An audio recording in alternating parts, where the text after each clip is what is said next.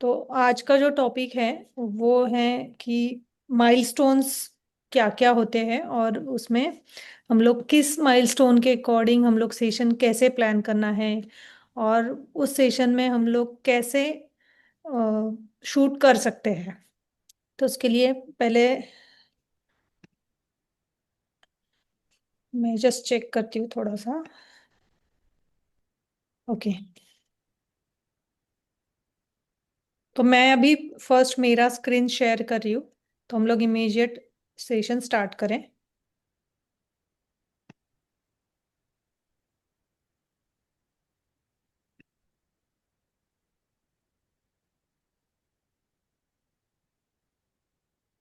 तो आपको सबको स्क्रीन दिखाई दे रहा है?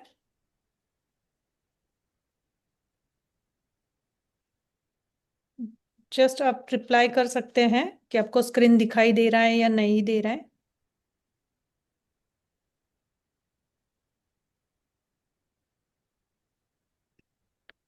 Yes, great.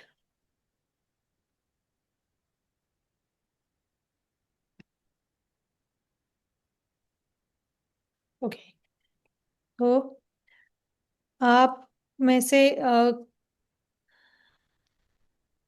आप में से कौन कौन, मतलब कौन कौन है जिन्होंने अब तक किड्स फोटोग्राफी किया ही नहीं है?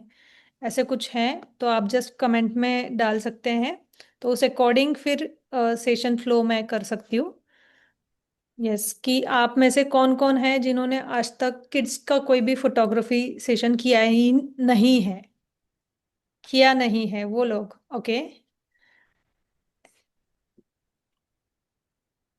ओके, प्रियांशी गांधी, अभिषेक माड़ी, अभिनंदन, शिरीष, क्रिएटिव फोटो वाले। ओके। ओके, के फोटोग्राफी।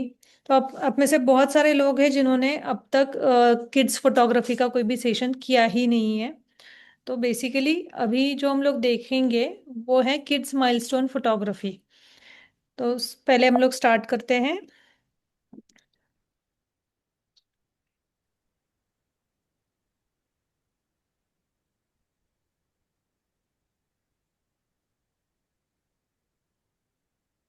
तो हेलो एवरीवन, मैं हूँ प्रियदर्शनी भोर।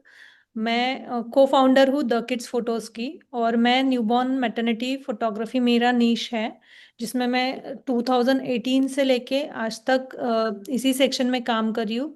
चाइल्ड फोटोग्राफी में क्या क्या सेक्शंस आते हैं उसमें से मेरा जो नीश है वो है मैटरनिटी एंड न्यूबॉर्न, और अलॉन्ग विद दैट मैं किड्स का माइलस्टोन फोटोग्राफी भी मैं करती हूँ।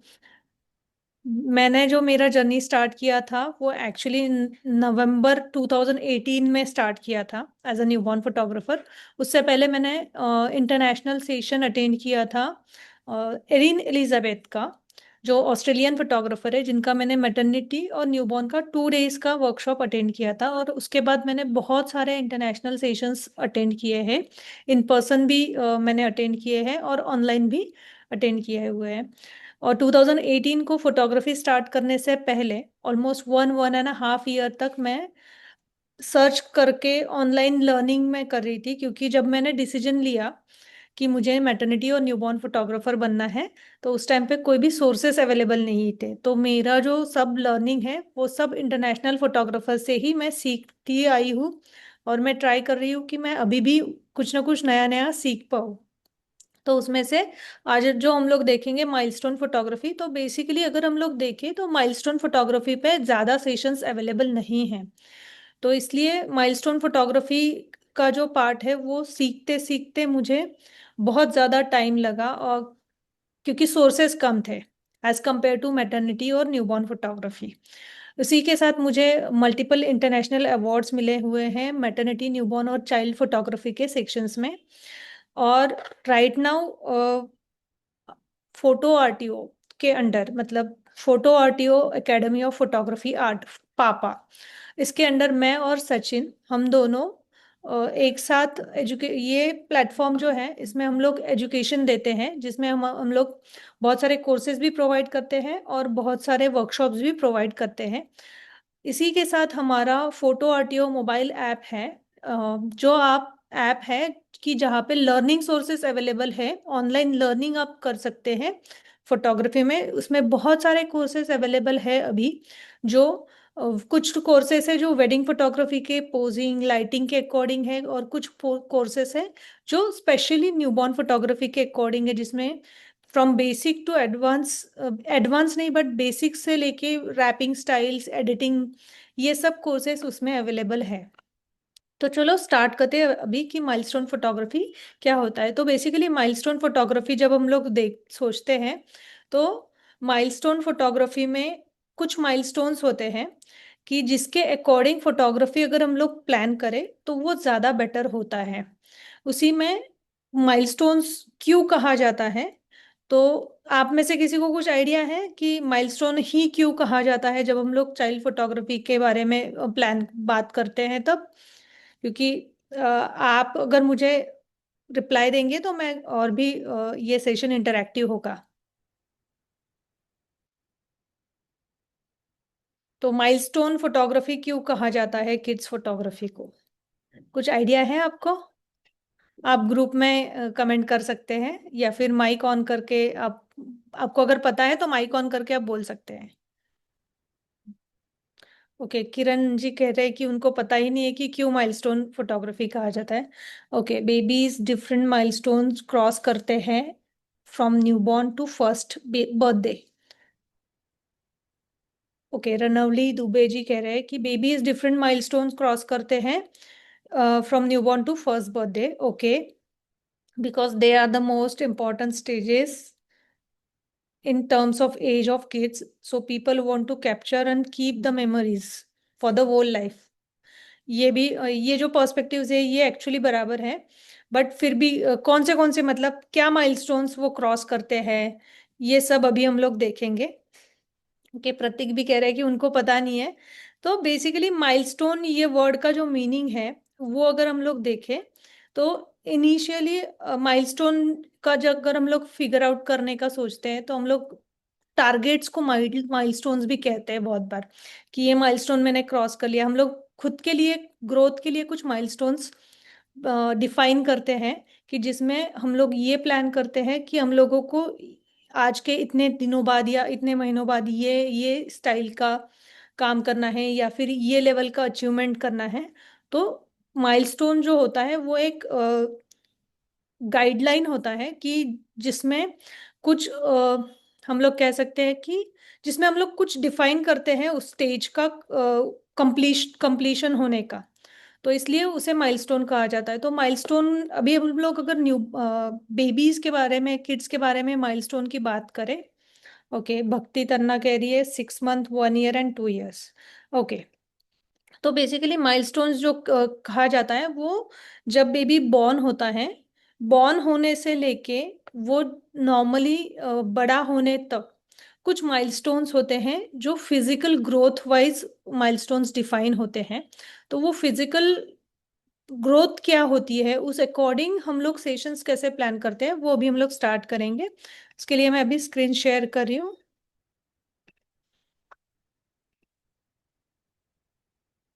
तो सबसे पहला, बेबी बॉर्न होने के बाद सबसे पहला माइलस्टोन होता है न्यूबॉर्न फोटोग्राफी। तो न्यूबॉर्न फोटोग्राफी क्यों होता है, तो बेसिकली अगर हम लोग देखें तो न्यूबॉर्न फोटोग्राफी का जो ड्यूरेशन है न्यूबॉर्न फोटोशूट करने का, तो वो अराउंड 5 to 15 days में अगर हम लोग करते हैं तो वो सबसे बेस्ट टाइम होता है न्यूबॉर्न फोटोग्राफी करने का।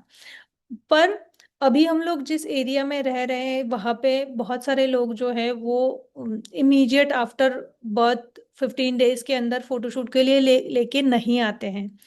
बट एक्चुअली अगर हम लोगों को रियल न्यूबॉर्न पिक्चर्स चाहिए तो उसका पर्पस होता है कि वो जो उनका डेलिकेट स्किन होता है, वो उनका सॉफ्टनेस होता है, वो जो देख के ही उनको वो जो एकदम न्यू न्यू ह्यूमन बीइंग जब बॉर्न होता है तब उसका जो डेलिकेसी है, क्यूटनेस है, सब कुछ वो वैसे ही प्रिजर्व करना बहुत ज़रूरी होता है। इसलिए फर्स्ट माइलस्टोन जो होता है वो न्यूबॉर्न सेशन होता है।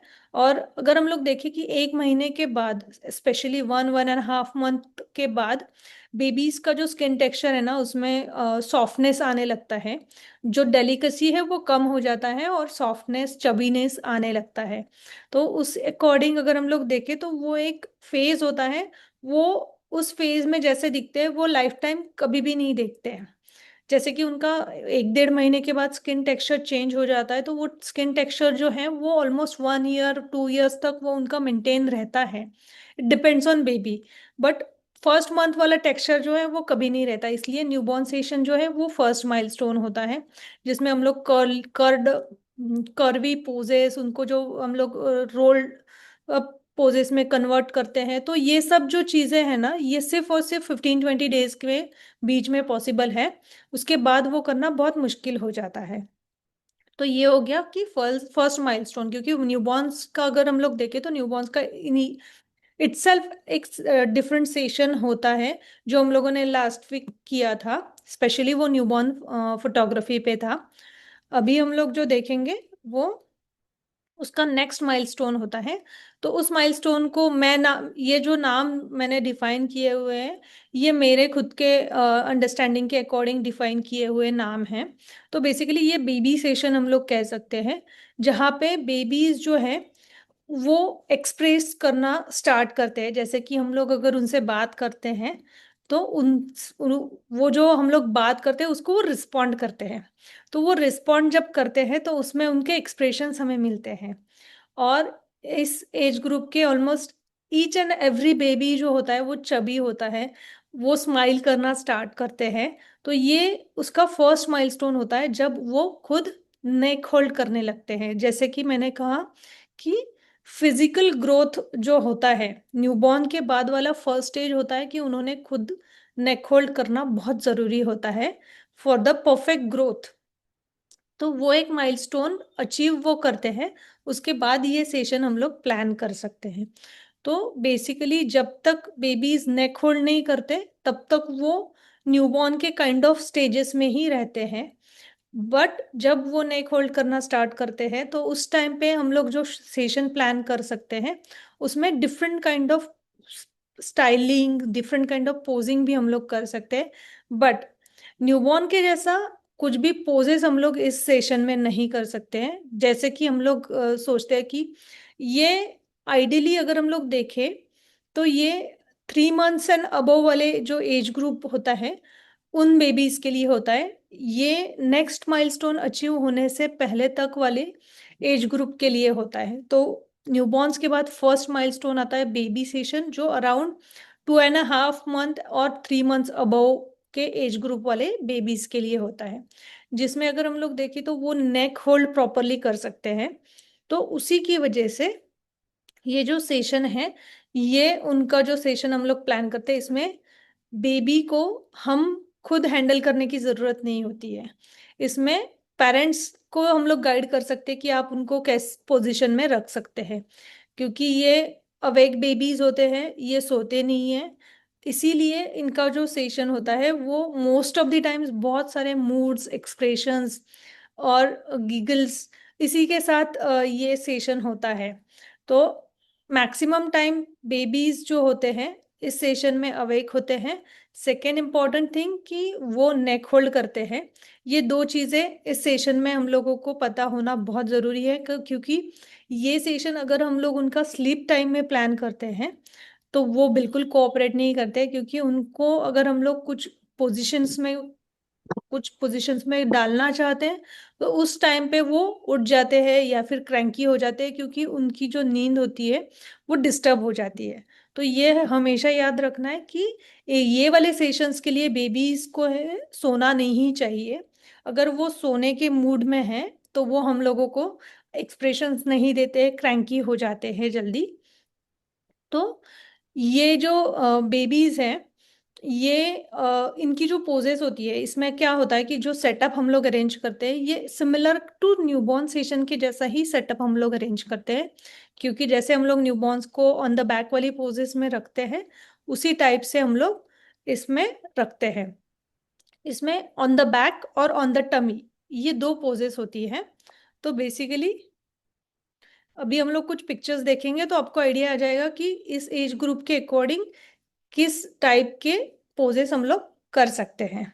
तो ये देख सकते हैं हम लोग कि अभी ये जो सेटअप है ये एक्चुअली न्यूबॉर्न के जैसा ही सेटअप मैंने अरेंज किया था, और बेबी को जो है वो ऑन द बैक हम लोगों ने रखा हुआ है।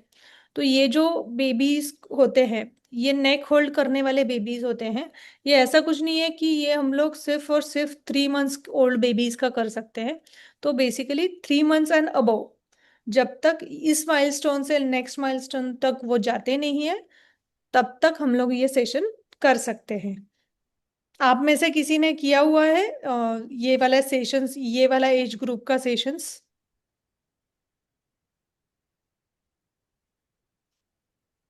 हम्म, आप मैसेज में रिप्लाई कर सकते हैं। ओके। उसके पास एक नहीं है। हाँ, वो ओके। जो बोला कि वो छोटा था उसका कम था। एक वाला सही था।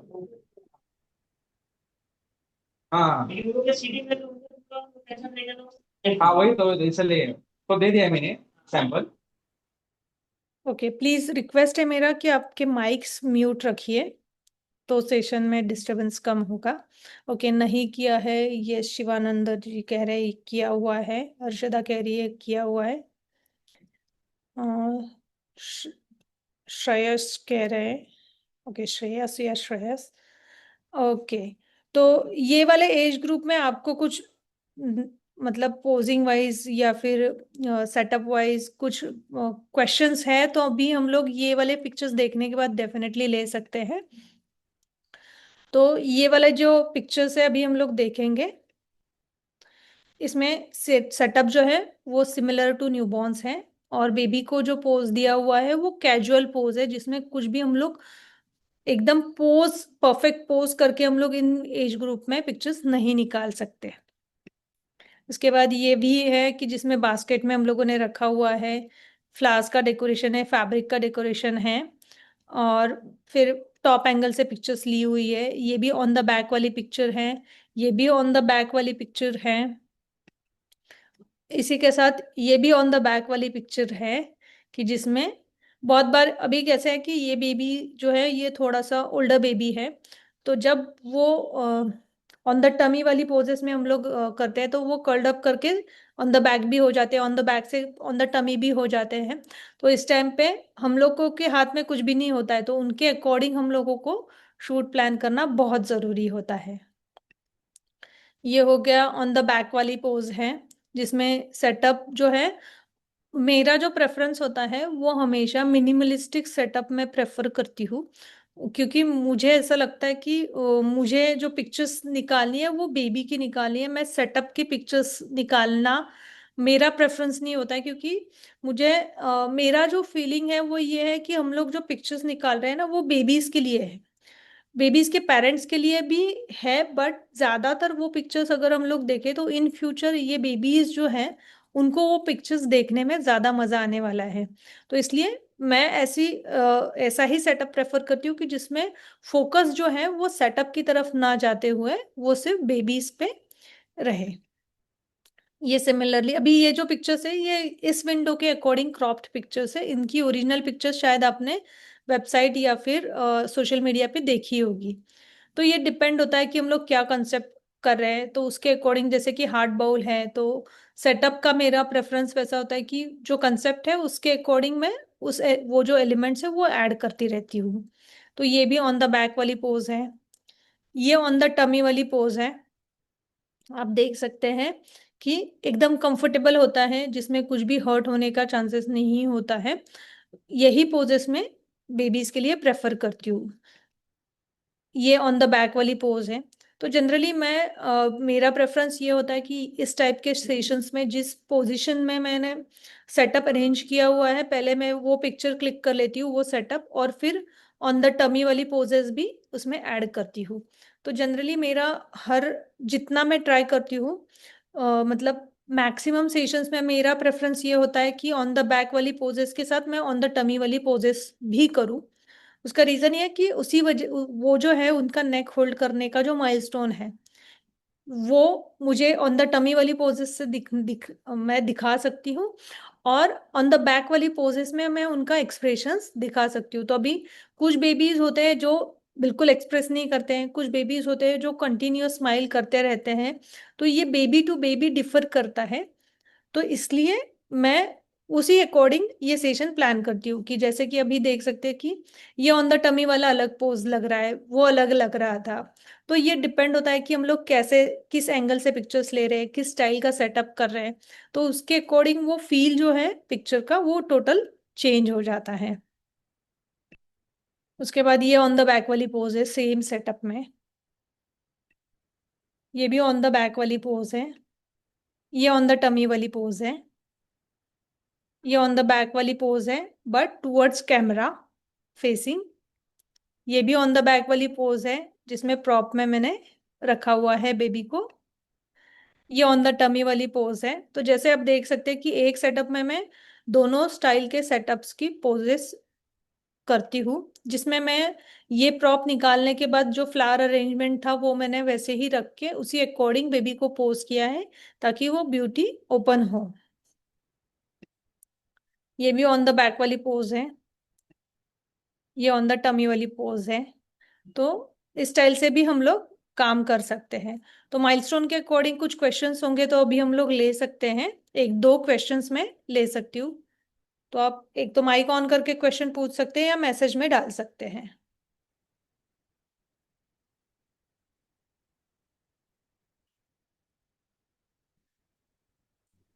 Okay, I think, okay, tentative age of babies for this kind of poses. तो आइडियली जब तक बेबीज बैठते नहीं है तब तक हम लोग ये सेशन कर सकते हैं। और उसका स्टार्टिंग टाइम होता है कि जब बेबीज नेक होल्ड करने लगते हैं तब से लेके सिटिंग पोजीशन में जाने तक हम लोग ये सब टाइप के एज ग्रुप में अराउंड 3 to 7 मंथ्स का जो एज होता है बेबीज का, उन बेबीज को हम लोग ये वाले सेशंस में कन्वर्ट कर सकते हैं।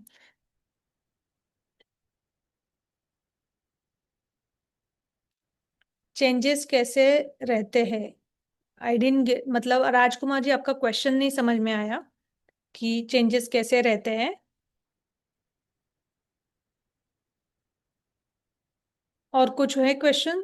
Okay, charges. चार्जेस एक्चुअली ये पैकेजेस इटसेल्फ एक टॉपिक है कि जिसमें हम लोगों को बहुत सारा कैलकुलेशन करना होता है और उस अकॉर्डिंग हम लोगों को सेशन का पैकेज का अमाउंट डिफाइन होता है। ओके। Good evening ma'am. एक क्वेश्चन। जी। जैसे आप ऑन द बैक पोज के इमीडिएटली बाद ऑन द टमी पोज लेते हो सेम, क्या कहते हैं, मतलब आउटफिट में वगैरह। So how yes. Do you manage that? Like because setup change करने में भी, मतलब सेटअप पहले रेडी रखते हैं हम, बट फिर यस भी मेरा, how do you manage? No, basically client आने से पहले मेरे सब सेटअप्स रेडी होते हैं। और उसके बाद मैं जब सेशन स्टार्ट करती हूँ तो मैं पहले प्रॉप रख के बेबी को ऑन द बैक वाला पोज लेती हूँ, क्योंकि प्रॉप निकालना इजी होता है प्रॉप रखने से, उसको अरेंजमेंट करने से। क्योंकि अगर मेरा अरेंज्ड प्रॉप रेडी है तो मैं प्रॉप निकाल के ऑन द टमी वाले पोजेस में जल्दी शिफ्ट हो सकती हूँ। तो इसलिए। ओके। या ओके। हर्षदा जी पूछ रही है कि मैम एक थीम का कितना फोटोज कस्टमर को मैं देती हूँ। तो बेसिकली मेरे जो पैकेजेस होते हैं उसमें डिपेंड होता है कि वो कौन से पैकेजेस ले रहे हैं। उसके अकॉर्डिंग 3 to 5 पिक्चर्स मैं एक क्लाइंट को डिलीवर करती हूँ एक सेटअप में। ये डिपेंड होता है कि कौन सा पैकेज है, उसके अकॉर्डिंग वो नंबर ऑफ फोटोज भी चेंज होते रहते हैं। ओके।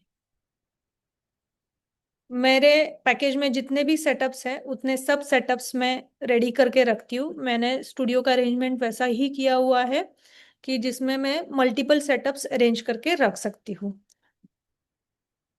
तो बेसिकली अभी हम लोग जो कोर्स लेके आ रहे हैं, diploma in maternity, diploma in studio photography, तो उस कोर्स में अगर हम लोग देखें तो उस कोर्स का जो आपको स्क्रीन शायद दिखाई नहीं देगा, मैं शेयर करती हूँ।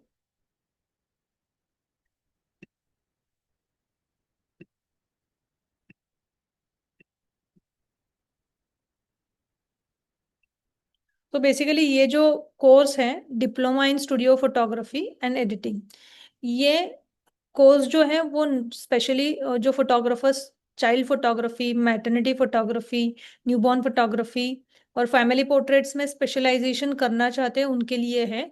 ये जो कोर्स है इसमें फर्स्ट मंथ जो है वो हम लोग बेसिक टू एडवांस फोटोग्राफी और फोटो एडिटिंग का कोर्स इंक्लूड किया हुआ है। और सेकेंड मंथ जो है उसमें स्पेशलाइजेशन है 5 in 1, जिसमें मैटरनिटी, न्यूबॉर्न, किड्स, फैमिली और उसी के साथ इन सब टाइप की फोटोग्राफी का एडिटिंग। ये कोर्स हम लोगों ने लाया है, जिसमें हम लोग आपको सब कुछ सिखाते हैं कि कैसे हम लोग एक टाइम पे क्लाइंट के साथ कम्युनिकेट करके सेटअप्स रेडी कैसे रखना है, कितना एरिया स्टूडियो का होना चाहिए, स्टूडियो स्टार्ट करने के लिए मिनिमम इन्वेस्टमेंट में हम लोग कैसे स्टार्ट कर सकते हैं। ये सब इस कोर्स में हम लोग आपको आपके साथ शेयर करने वाले हैं। सब डिटेल्स इस कोर्स में हम लोग शेयर करने वाले हैं। तो अगर कोई इंटरेस्टेड है तो प्लीज फोटो ऑडियो के नंबर पे मैसेज ड्रॉप कर दीजिए।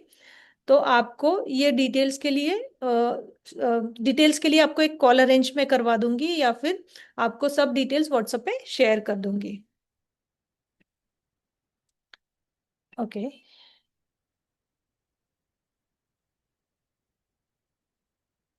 Okay, if the baby, Amol ji पूछ रहे हैं कि if the baby is bothering you, what should you do to calm him down, is there any techniques. तो बेसिकली अगर हम लोग सेशन जो प्लान करते हैं वो प्रॉपर टाइमिंग में प्लान करेंगे तो 99.9% चांसेस ये होता है कि बेबी कभी भी सेशन में क्रैंकी नहीं होता है। और बेबी क्रैंकी होने के कुछ रीजंस होते हैं कि जैसे कि उस पोज में वो कंफर्टेबल नहीं है तो वो पोज अवॉइड करना चाहिए। तो ये जो कुछ ट्रिक्स है ये मैं यूज करती हूँ, बट स्पेशली मेरा जो सेशन प्लान होता है वो मैं क्लाइंट के साथ इन डिटेल कम्युनिकेट करती हूँ, बेबी का इन डिटेल शेड्यूल जानती हूँ और फिर सेशन में प्लान करती हूँ। ओके, तो चलो अभी हम लोग नेक्स्ट माइलस्टोन का देखते हैं।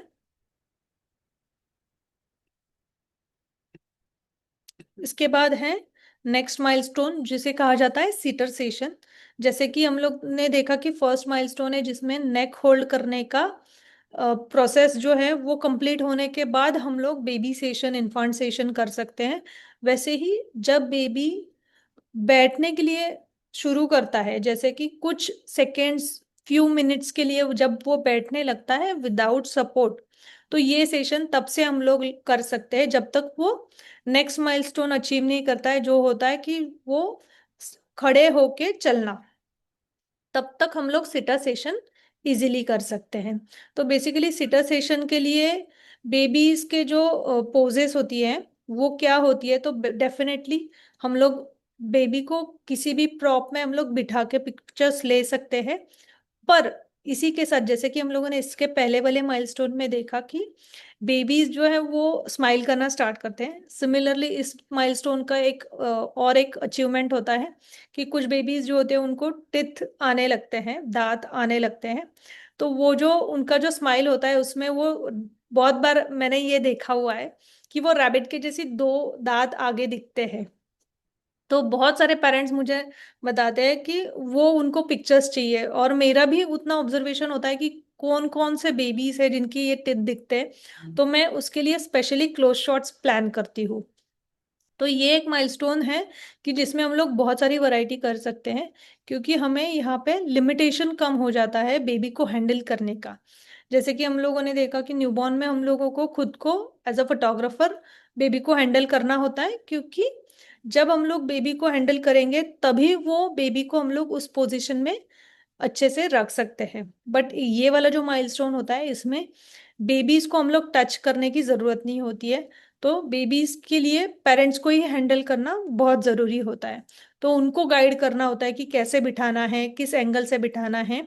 ये सब हम लोग on the time of shoot हम लोगों को करना होता है। तो बेसिकली ये जो एज ग्रुप है इसमें कौन सी पोजेस होती है, तो इसमें बेसिकली सिटिंग वाली पोजेस तो कंपलसरी होता है क्योंकि ये सिटर सेशन कहा जाता है। उसी के साथ ऑन द टमी वाली भी पोजेस होती है और क्रॉल्ड वाली भी पोजेस होती है। तो ये डिपेंड होता है कि क्रॉल बेबी करेगा या नहीं करेगा, ऑन द टमी बेबी कितना टाइम रहेगा या नहीं रहेगा, ये भी डिपेंड होता है। क्योंकि कुछ बेबीज जो होते हैं उनका माइलस्टोन जो है वो फास्ट अचीव करते हैं, कुछ बेबीज जो होते हैं उनका स्लो होता है। बट ये every baby to baby sessions जो होता है, हर सेशन माइलस्टोन सेशन में वो डिफरेंट होता है। तो इसके लिए क्लाइंट के साथ कम्युनिकेट करके बेबी का एक्चुअल माइलस्टोन, कौन सा माइलस्टोन के पास बेबी आया है, उस अकॉर्डिंग हम लोग क्लाइंट को हेल्प कर सकते हैं सिलेक्ट करने के लिए कि हम लोग क्या कर सकते हैं। तो बेसिकली ये वाले सेशन में अगर हम लोग देखें तो कुछ पिक्चर्स अभी हम लोग देखेंगे, जैसे कि प्रॉपरली बैठने वाले बेबीज भी होते हैं जो थोड़े से ओल्डर बेबीज होते हैं, जिसमें हम लोग सेटअप के अकॉर्डिंग कॉस्ट्यूम्स और स्टाइलिंग सब कुछ हम लोग करना जरूरी होता है। ये भी चेयर वाला सिटिंग वाला पोजेस है, तो मैं प्रेफर करती हूँ कि ऐसे बेबीज के लिए जो प्रॉपरली बैठ सकते हैं, खुद इजीली बैठ सकते हैं, उनके लिए मैं थोड़ा सा इस टाइप का प्रॉप्स यूज करती हूँ। बट कुछ बेबीज होते हैं जो जस्ट बैठना स्टार्ट करते हैं, उनके लिए मैं इस स्टाइल का पोजेस प्रॉप्स में यूज करती हूँ कि जिसमें वो फुल सपोर्टेड रहे, उनका गिरने का चांस कम रहे। तो बेसिकली अगर हम लोग देखें तो इसमें बेबी को मैंने बास्केट में बिठाया हुआ है और बैक साइड से पिलोज से मैंने सपोर्ट दिया हुआ है ताकि वो प्रॉपरली बैठ सके। तो ये अंडरस्टैंडिंग मेरा कैसे होगा, अगर मैं क्लाइंट के साथ बिफोर द सेशन में अगर प्लान करूंगी तो ये मैं कर सकती हूँ, क्योंकि सेटअप कैसा करना है, उसका क्या कलर कॉम्बिनेशन होना चाहिए, उनको बेबी के कौन से ड्रेसेस वो यूज करने वाले हैं, उसके अकॉर्डिंग सेटअप का कलर कोऑर्डिनेशन, प्रॉप्स कौन से होंगे, साइड एलिमेंट्स क्या होंगे, ये सब हम लोग प्लान कर सकते हैं। बट एक्चुअल में कौन सा प्रॉप यूज करना है ये सिर्फ और सिर्फ कम्युनिकेशन के बाद ही पता चलता है। अदरवाइज अगर हम लोग ये कम्युनिकेट नहीं करते हैं तो on the day of shoot जब क्लाइंट स्टूडियो में आते हैं उस टाइम पे उनको ये बताना, बहुत मुझे ऐसा लगता है कि ये बहुत गलत बात है कि ऑन टाइम हम लोगों को उनको बताना पड़ता है कि अरे ये नहीं हो सकता, ये करना पड़ेगा।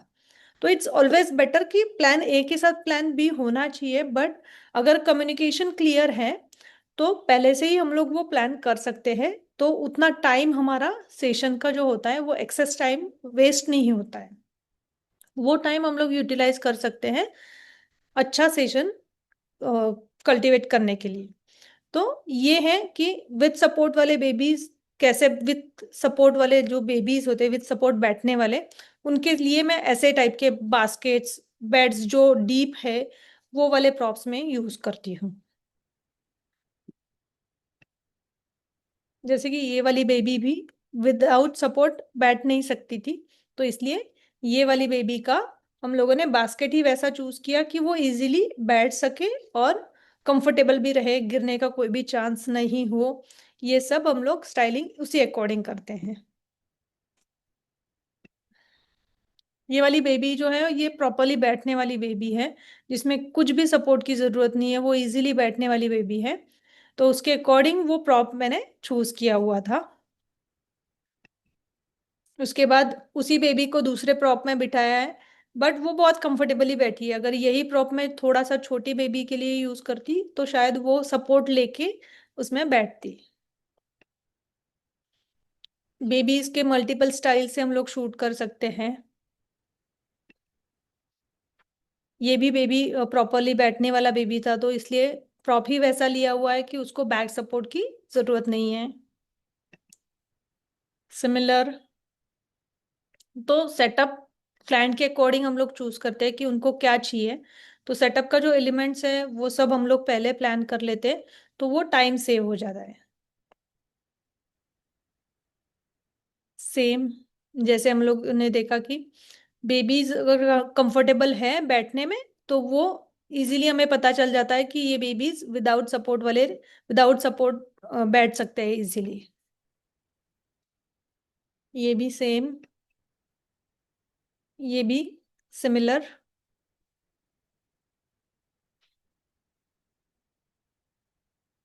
तो जनरली ये वाला जो एज ग्रुप है, ये पिक्चर्स जो हम लोगों को करना पड़ता है क्लिक, ये अराउंड 8 मंथ टू 11-12 मंथ्स के बेबीज का ये सेशंस हम लोग कर सकते हैं। तो जिस पिक्चर्स में अब अगर हम लोग देखें कि वन वन नंबर भी लिखा हुआ है तो वो अराउंड 11 मंथ ओल्ड बेबीज होते हैं, 11 मंथ, 11.5 मंथ, जो 1 साल पहले तक सेशंस हम लोग कर सकते हैं। तो इन सेशंस को कहा जाता है सिटर सेशन। जिस पिक्चर्स में वन नहीं है वो वाले पिक्चर्स कंसिडर होते हैं सिटर सेशन। तो सिटर सेशन में हम लोग similar kind of setup use कर सकते हैं जो हम लोग प्री बर्थडे के लिए भी करते हैं।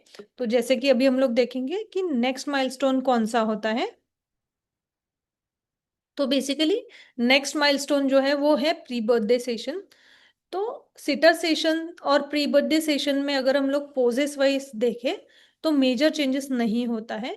कुछ चेंजेस होता है, जैसे कि सिटर सेशन में जो बेबीज होते हैं वो क्रॉल करने वाले बेबीज होते हैं, वो विद सपोर्ट या फिर विदाउट सपोर्ट बैठने वाले बेबीज होते हैं। और कुछ बेबीज जो होते हैं, वो जो बेबीज प्रॉपरली बैठ सकते हैं वो विद सपोर्ट स्टैंडिंग भी पोजेस हम लोग ले सकते हैं, बट वो विद सपोर्ट होता है, विदाउट सपोर्ट नहीं होता है। तो ये वाले जो दोनों भी सेशंस होते हैं, seater sessions and pre birthday sessions, इसमें सिर्फ एक मेजर चेंज होता है। ये होता है कि जब हम लोग प्री बर्थडे सेशन का बात करें तो प्री बर्थडे सेशन में सबसे बड़ा माइलस्टोन होता है कि उनका फर्स्ट बर्थडे होता है। तो वो फर्स्ट बर्थडे के अकॉर्डिंग वाला सेशन हम लोग कर सकते हैं, जिसमें अगर हम लोग देखें तो फर्स्ट बर्थडे मतलब क्या, कि वो उसकी लाइफ का फर्स्ट बर्थडे है, तो वो डेफिनेटली स्पेशल होना जरूरी होता है। तो इसमें मेजरली कंसेप्ट जो होता है वो टर्निंग वन, ये कंसेप्ट होता है जिसमें हम लोग वन नंबर यूज कर सकते हैं, ONE यूज कर सकते हैं, या उसमें भी बहुत सारे डिफरेंट टाइप्स आए हुए हैं, और उसी के साथ हम लोग केक स्मैश भी कर सकते हैं। तो बेसिकली केक स्मैश जो होता है वो प्री बर्थडे के टाइम पे ही हम लोग प्रेफर करते हैं, सिटर सेशन में नहीं करते हैं, क्योंकि उसमें एक पर्पस होता है। और जब हम लोग केक स्मैश प्लान करते हैं तो उस टाइम पे केक जो होता है वो आउटसाइड फूड होता है बेबीज के लिए, तब तक उनको कुछ भी आउटसाइड फूड दिया नहीं जाता है। तो इसलिए ये प्रेफर्ड होता है कि अगर हम लोगों को केक स्मैश सेशन करना है तो वो जो केक है वो एकदम फ्रेशली बेक केक होना जरूरी होता है। और जब हम लोग केक स्मैश का बात करते हैं तो केक स्मैश से वो मेसी हो जाते हैं, तो वो मेसी होने के बाद उनको हम लोग क्लीन करने के लिए बाथ सेशन भी प्लान कर सकते हैं। कुछ बेबीज होते हैं जो बाथ सेशन में भी बहुत एंजॉय करते हैं। तो प्री बर्थडे सेशन जो होता है जिसमें अगर हम लोग सिर्फ केक स्मैश कर रहे हैं तो cake smash followed by bath session भी हम लोग कर सकते हैं। तो ये प्री बर्थडे सेशन और सिटर सेशन में मेजरली पोजेस जो होती है वो सिटिंग पोजेस होती है, क्रॉलिंग पोजेस होती है, और प्री बर्थडे में एक एडिशन होता है कि वो विद सपोर्ट खड़े रह सकते हैं, तो वो वाली पोजेस होती है। तो इसकी भी पिक्चर्स हम लोग देखेंगे, बट उससे पहले अगर सिटर सेशन के रिलेटेड कुछ क्वेश्चंस है तो हम लोग ले सकते हैं।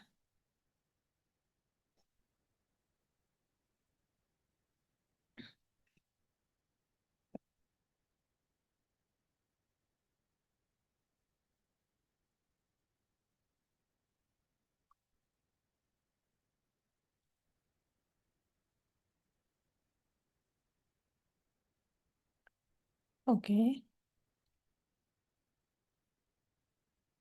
How much time we should allocate to one theme. Basically अगर हमारा सेटअप प्रॉपरली रेडी है तो 15-20 minutes is more than enough एक सेटअप के लिए। Okay, any more questions?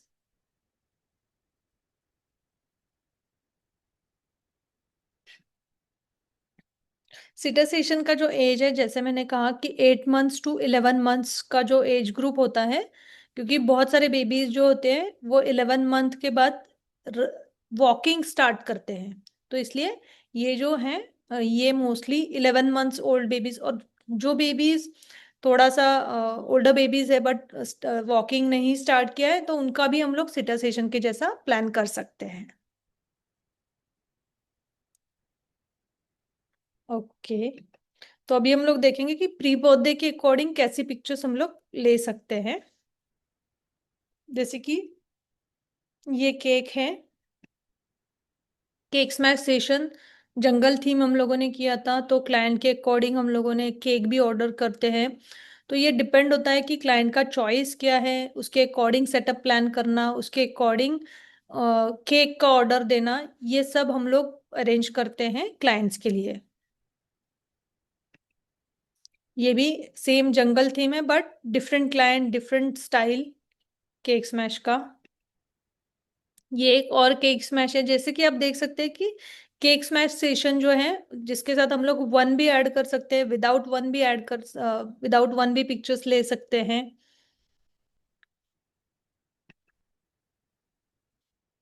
ये प्री बर्थडे सेशन का नॉर्मल सेटअप हम लोग कंसिडर कर सकते हैं। अगर हम लोग केक स्मैश नहीं कर रहे हैं तो ये नॉर्मल सेटअप है कि जिसको हम लोग इजीली कर सकते हैं, जिसमें वन मेंशन होता है। ये अगर हम लोग इसमें से वन निकाल दें तो ये सेम सेटअप हम लोग सिटा सेशन के लिए भी यूटिलाइज कर सकते हैं।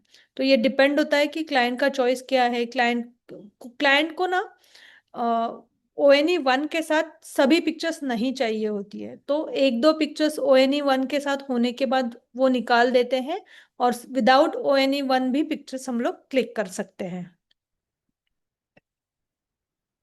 ये भी केक स्मैश है। तो ये डिपेंड होता है कि केक कैसा रहेगा। ये डिपेंड होता है कि केक का स्मैश सेटअप कैसा है, उसके अकॉर्डिंग हम लोग प्लान करते हैं कि ये किस स्टाइल का केक होगा। तो ये भी एक सेटअप है कि जिसमें ONE1 अल्फाबेट्स, तीन सेपरेट अल्फाबेट्स है। उसके बाद फॉलोड बाय बाथ सेशन। कुछ बेबीज होते हैं बहुत मैसी करते हैं, कुछ बेबीज होते हैं जिनको बिल्कुल भी अच्छा नहीं लगता है। बट वो बेबीज जो होते हैं जिनको बिल्कुल अच्छा नहीं लगता है, उनको उन क्लाइंट के साथ मेरा ऑलरेडी कम्युनिकेशन हो चुका होता है कि अगर बेबी कोऑपरेट नहीं करेगा तो हम लोग कुछ नहीं कर सकते। इसलिए मैं क्लियरली क्लाइंट के साथ ये पहले डिस्कस करती हूँ कि आपके बेबी को मैसी होना पसंद है या नहीं। अगर वो पसंद है तो ही मैं सेशन प्लान करती हूँ केक स्मैश का, अदरवाइज मैं उनको सजेस्ट करती हूँ कि don't go with cake smash. तो ये जेन्युइन, अगर हम लोग जेन्युइनली गाइड करें क्लाइंट्स को तो वो भी हमारे ऊपर ट्रस्ट करते हैं कि उनको पता होता है कि क्या अच्छा होगा क्या नहीं होगा। बट स्टिल क्लाइंट मुझे इंसिस्ट करते हैं कि नहीं हमें चलेगा, अगर बेबी ने नहीं भी स्मैश किया, क्रैंकी हुआ तो भी चलेगा। तो फिर मैं केक स्मैश के लिए उनके केक स्मैश के लिए रेडी रहती हूँ। तो ये डिपेंड होता है टोटली कि केक स्मैश का फ्लो कैसा होगा। ये बेबी के ऊपर होता है, हमारे ऊपर कुछ भी नहीं होता है। कुछ बेबीज होते हैं जो सिर्फ और सिर्फ 5 मिनट्स देते हैं पूरा केक स्मैश करने के लिए, और कुछ बेबीज होते हैं जो सिर्फ टच करते हैं और कुछ भी नहीं करते हैं। तो इट डिपेंड्स। तो ये भी एक पिक्चर से followed by bath session, cake smash. ये केक स्मैश हुआ और फिर बाथ सेशन हुआ। सिर्फ केक स्मैश। तो ये जो डिफरेंट डिफरेंट थीम्स है ये मैं क्लाइंट के साथ कम्युनिकेट करती हूँ, और उसके बाद ये सेशंस में प्लान करती हूँ।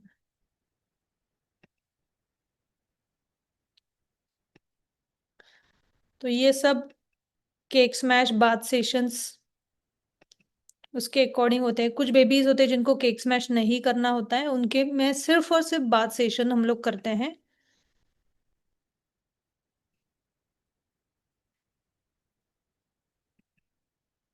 तो ये कुछ पिक्चर्स है कि जो हम लोग पिक्चर्स क्लिक कर सकते हैं। अगर आप देखें तो इसमें पोजेस ऑलमोस्ट सिमिलर पोजेस है।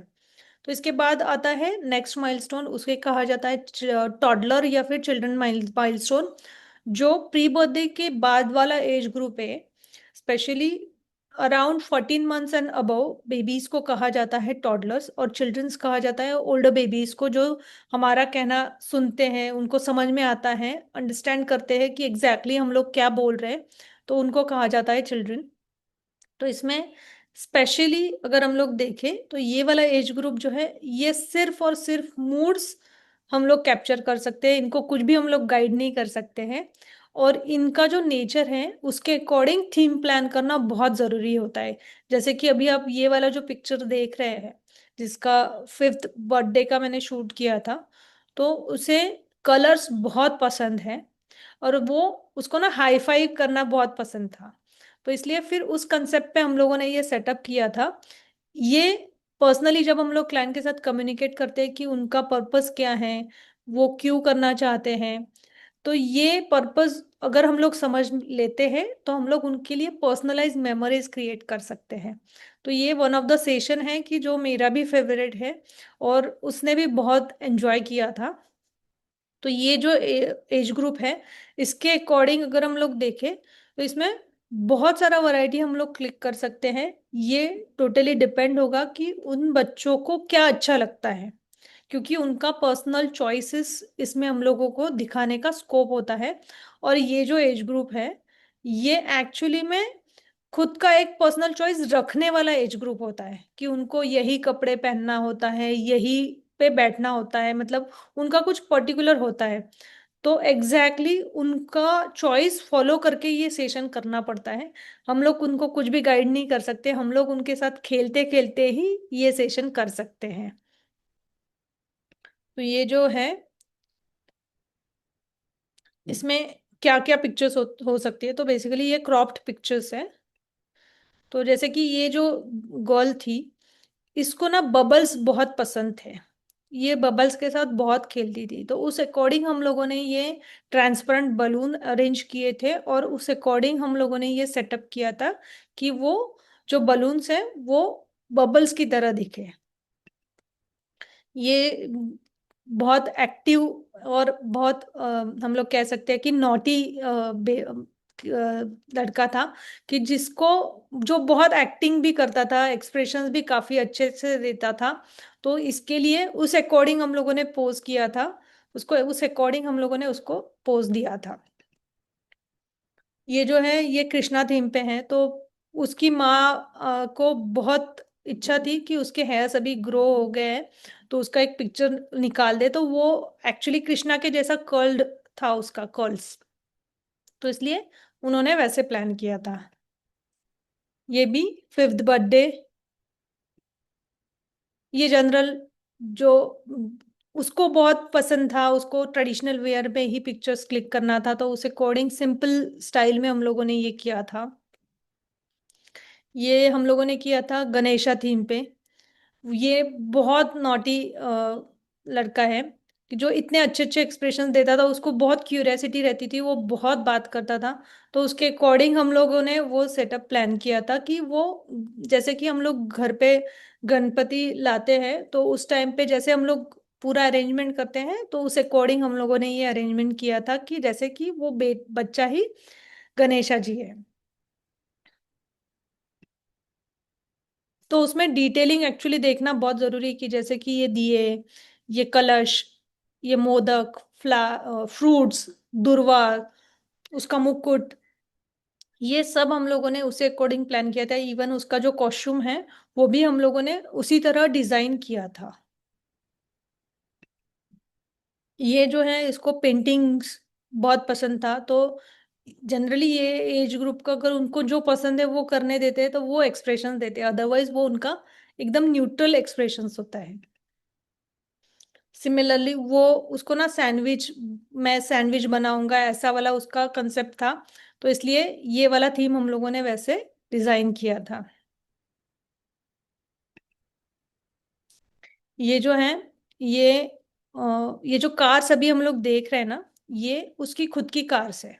जो उसका बचपन से कलेक्शन था वो उसको उस पिक्चर में, उसके पेरेंट्स को उसकी पिक्चर्स में चाहिए था।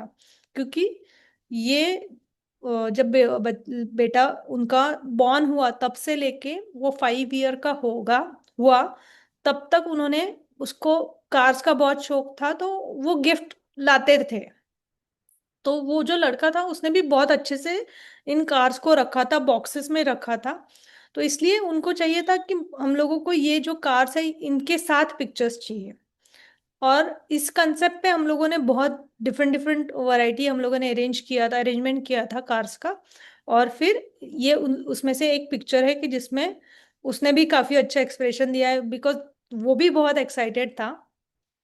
तो ये ऐसे हम लोग सेशन प्लान करते हैं इस एज ग्रुप के अकॉर्डिंग।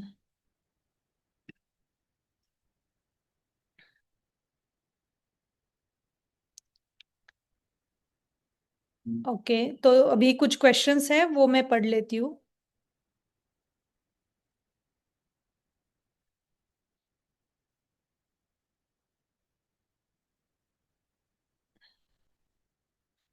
ओके, एक टाइम पे कितने थीम्स बेबीज के अकॉर्डिंग कंफर्टेबल होते हैं, तो ये डिपेंड होता है कि हर पेरेंट को उनके बेबी का शेड्यूल पता होता है, उनको पता होता है उसका पेशेंस लिमिट कितना है, वो कितना टाइम फ्रेश रहता है। तो उस अकॉर्डिंग मेरे जो सेशंस होते हैं उसमें मैंने एक आइडियल टाइम मेंशन किया हुआ रहता है कि अप्रोक्स मेरा जो टारगेट होता है कि हाफ आवर में एक सेटअप होना चाहिए। तो उसके अकॉर्डिंग बेबी का टाइम कैसा है उसके अकॉर्डिंग क्लाइंट्स वो चूज करते हैं। तो अगर मेरे पास ऐसे भी क्लाइंट्स होते हैं कि जो ज़्यादा सेटअप्स वाले सेशंस प्लान करते हैं, तो उस टाइम पे इन बिटवीन अगर मेरे 6-7 सेटअप्स मैं प्लान कर रही हूँ, तो इन बिटवीन मुझे नैप टाइम के लिए ब्रेक देना बहुत ज़रूरी होता है, क्योंकि 6-7 सेटअप्स कंप्लीट करने के लिए कंटिन्यूअस 4 आवर्स लगेंगे और 4 आवर्स बेबीज टायर्ड हो जाते हैं। तो एक ब्रेक टाइम होता ही है। बट अगर छोटे 3 से 4 सेटअप वाला सेशंस है तो उसमें ब्रेक की ज़रूरत नहीं पड़ती है। यस, मेरा ये जो पिक्चर्स मैंने दिखाया है ये सब सेटअप्स रियल सेटअप्स है। इसमें कुछ पिक्चर्स हैं जिसमें मैंने प्रिंटेड बैकग्राउंड्स यूज किया है, बट मैक्सिमम जो सेटअप्स है वो रियल सेटअप्स है।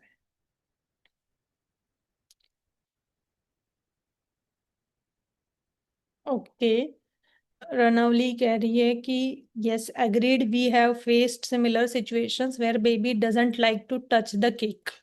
Right, just one question. We have very limited options for themes for older babies aged 3 to 7 years.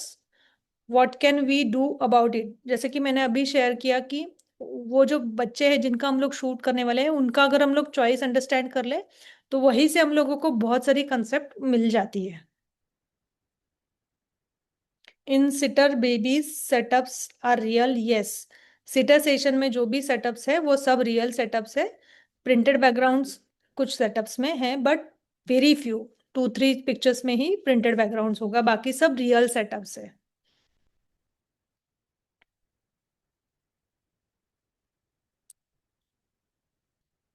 Backdrop setup and real setup, okay. 3 months to 6 months के लिए कौन से props use करने चाहिए? तो बेसिकली 3 मंथ्स टू 6 मंथ्स के लिए baskets, जो डीप प्रॉप्स होते हैं वो अगर हम लोग यूज करेंगे तो वो ज्यादा बेटर होता है, क्योंकि ऑन द बैक वाली पोजेस में हम लोगों को उनको प्रॉप के अंदर रखना जरूरी होता है।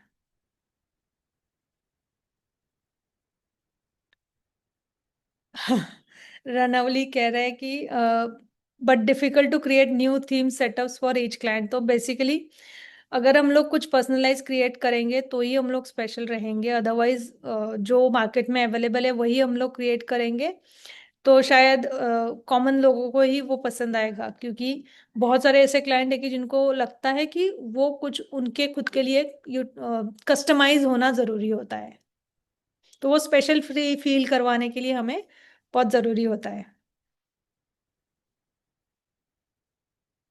ओके, तो मैं कुछ सेटअप्स प्रिंटेड बैकग्राउंड वाला मैं दिखा देती हूँ। कौन सा प्रिंटेड बैकग्राउंड वाला है?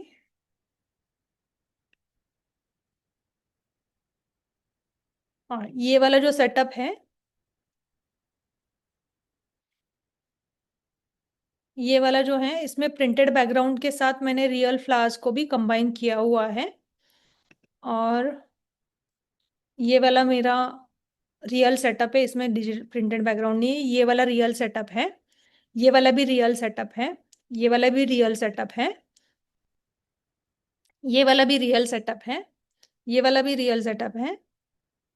Real setup, real setup, real setup, real, ये भी रियल। ऑलमोस्ट ये सभी रियल सेटअप्स है, सिर्फ वो वाला जो फर्स्ट पिक्चर था वो प्रिंटेड बैकग्राउंड के साथ रियल फ्लावर्स को कंबाइन किया हुआ था। ओके, तो और कुछ क्वेश्चंस है तो अभी हम लोग एक 5 मिनट क्वेश्चंस ले सकते हैं। तो बेसिकली ये जो अभी हम लोगों ने मैंने आपके साथ शेयर किया कि माइलस्टोन्स कैसा होता है क्या होता है, इसका एक्चुअली में वो जो कोर्स मैंने बताया था जो 1 मंथ का डिप्लोमा है, वो एक्चुअली 1 मंथ के डिप्लोमा में ये इसका इन डिटेल सिलेबस है कि इसके लिए कैसी एक्चुअल में लाइटिंग, कौन से पोज के अकॉर्डिंग कैसी लाइटिंग होनी चाहिए, कौन से एंगल से पिक्चर्स क्लिक करना जरूरी है, सेटअप क्रिएट करते टाइम कैसे मेरा थॉट प्रोसेस होता है।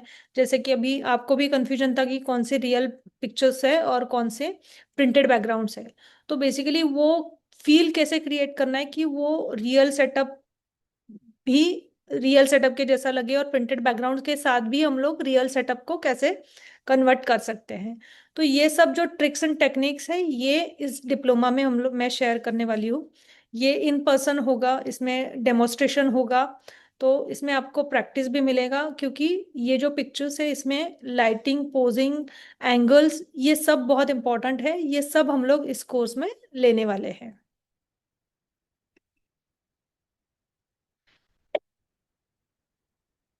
ओके।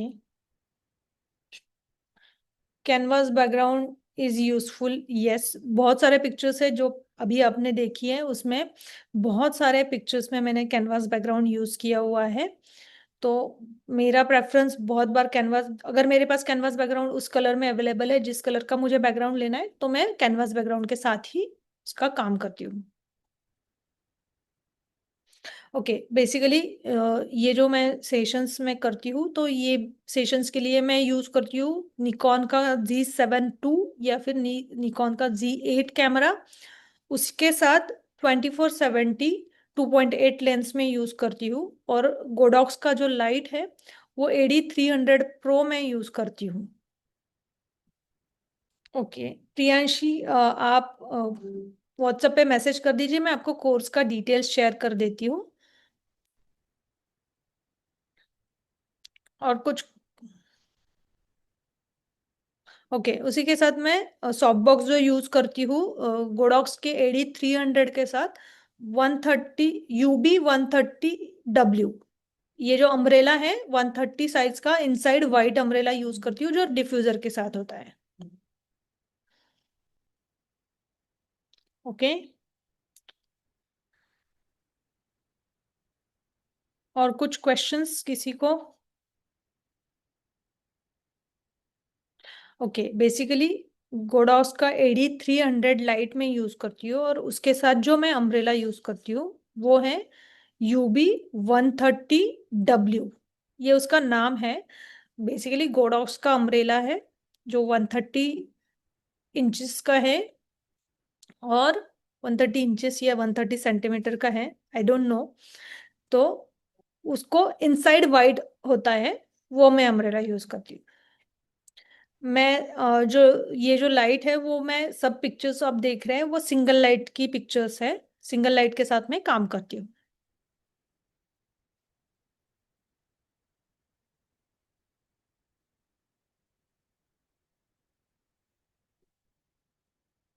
ओके, कुणाल जी कह रहे हैं कि जब स्पेशल थीम्स करते हैं तो एक्स्ट्रा पर्सनलाइज प्रॉप्स भी लगते हैं। सो उनकी अवेलेबिलिटी में इशू हो सकता है, तो कैसे मैनेज करना है? तो बेसिकली ऐसे ही प्रॉप्स, ऐसे ही कस्टमाइजेशन में मैं जाती हूँ कि बेसिकली पहला मेरा प्रेफरेंस ये होता है कि मैं कस्टमाइज सेशंस जो है वो ऑन अ शॉर्ट नोटिस नहीं करती हूँ। 2-3 दिन में अगर मुझे कोई करने के लिए बोलता है कि मुझे ये सेशन 2-3 दिन में करना है, तो मैं नहीं करती हूँ। थर्ड इम्पोर्टेंट थिंग, कि मुझे अगर किसी के लिए पर्सनलाइज सेटअप क्रिएट करना है तो मैं खुद क्या अरेंज कर सकती हूँ उसके अकॉर्डिंग मैं प्लान करती हूँ कि जो चीज़ें अवेलेबल है, जो मुझे उनके शूट से पहले अवेलेबल हो सकती है, उन वो मैं पहले चेक करती हूँ कुछ भी कमिट करने से पहले, और फिर मैं सेशन का प्लान करती हूँ। Okay, which is good camera for beginner, Canon और सोनी? आई एम सॉरी, मैं निकॉन यूजर हूँ, तो मुझे कैनन और सोनी के बारे में कुछ भी पता नहीं है, तो इसलिए मैं उन दोनों कैमरा में से कुछ भी कैमरा बता नहीं सकती हूँ। So basically where do you place the light ma'am? तो it depends on the session, कि अगर मेरा बेबी सेशन है तो मेरा लाइट एंगल डिफरेंट होगा, वो ओवर द सेशन, ऐसे वाले सेशन में मैं एक्सप्लेन नहीं कर सकती, बट अराउंड हेड के 45 डिग्री पे मैं लाइट रखती हूँ कोई भी सेशन में। ओके, सो बेसिकली निकॉन में जो अगर हम लोग देखें, निकॉन में अभी लेटेस्ट जो है Z6 III कैमरा जो है वो काफ़ी अच्छा है। वो एक बेस्ट कैमरा है। अगर आप बिगिनर भी हैं तो भी, अगर आप प्रोफेशनली काम स्टार्ट करना चाहते हैं तो ये बिगिनर्स के लिए, जो प्रोफेशनली काम करना चाहते हैं उनके लिए बेस्ट कैमरा है। Yes, Nikon Z6 III।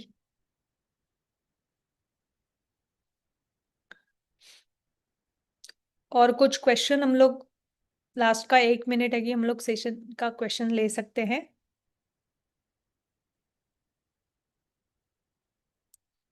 Okay. Yes, diploma ये जो मैंने अभी बताया था ये फ्रेशर्स के लिए है। जो ऑलरेडी फोटोग्राफी करते हैं वो डायरेक्टली सेकेंड मंथ में एडमिशन ले सकते हैं, जो स्पेशलाइज 5-in-1 का कोर्स है। बट उसके लिए उनको एक ऑनलाइन टेस्ट देना पड़ेगा, कि जिसमें जो चीज़ें बेसिक्स है, क्या फोटोग्राफी और एडिटिंग की जो बेसिक्स है, वो उसके रिलेटेड हम लोग कुछ क्वेश्चंस करेंगे। वो अगर उनको आंसर्स पता है, उनको पता है, वो सब चीज़ का नॉलेज है, तो वो डायरेक्टली सेकेंड मंथ में एडमिशन ले सकते हैं।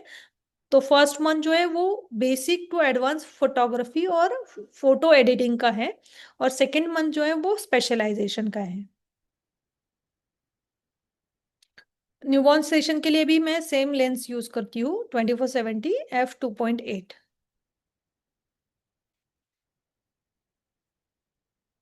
Okay, I hope. तो आप आपका एक्सप्लेन, आप मुझे बता सकते हैं कि एडमिशन तक, फोटोग्राफी तक, व्हाट इज दिस। ओके, आपको ये सेशन कैसा लगा आप मुझे बता सकते हैं। कैमराज ऑन कर सकते हैं तो हम लोग है ना एक पिक्चर सेल्फी ले सकते हैं। प्लीज कैमराज ऑन करेंगे तब तक।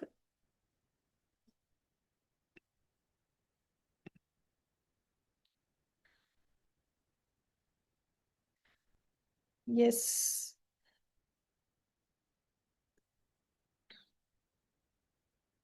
रेडी, रेडी हो आप सब लोग? कुछ लोग आ रहे हैं, ओके।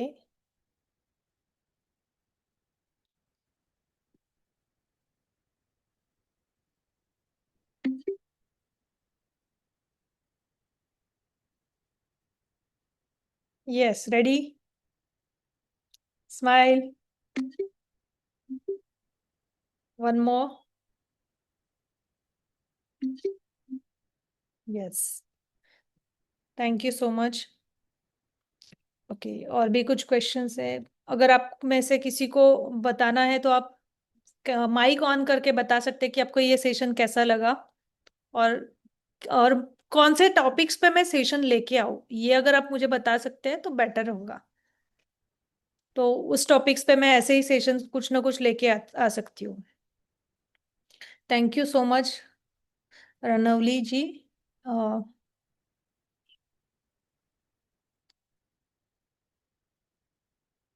ओके, कोई बताना चाहता है कैसा लगा आपको session?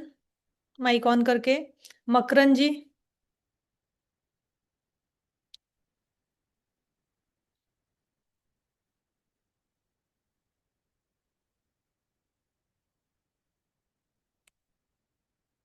Okay, thank you so much. I hope कि मैं कुछ शेयर कर पाई हूँ आज, और आपको वो आपकी सेशन में हेल्पफुल होगा। Thank you so much, thank you. चलो मिलते हैं नेक्स्ट सेशन में। Bye bye.